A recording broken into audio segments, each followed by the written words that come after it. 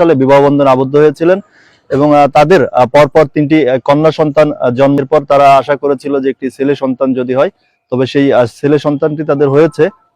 সেই সন্তানটি জোড়া লাগা অবস্থা হয়েছে এবং তিনি আমাদেরকে জানিয়েছেন তার যে 3টি কন্যা সন্তান হয়েছিল তার মধ্যে একটি কন্যা সন্তান, ছোট কন্যাটিকে তিনি তার স্ত্রীর বোনকে দিয়ে দিয়েছিলেন, কেননা তার স্ত্রী বোনের পরপর 3টি ছেলে সন্তান হয়েছিল। কন্যা সন্তান না হওয়ার কারণে সেই সন্তানটি তারা তাকে দিয়েছিল। এবার একটি ছেলে সন্তান তিনি আশা করেছেন যেটি জোড়া লাগা হয়েছে।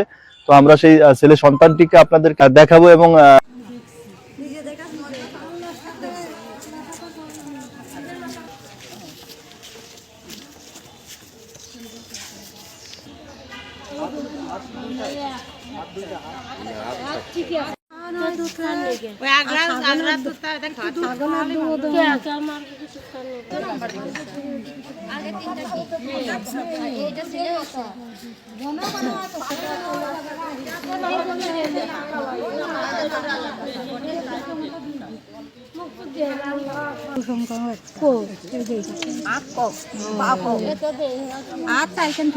আচ্ছা, ঠিক আছে।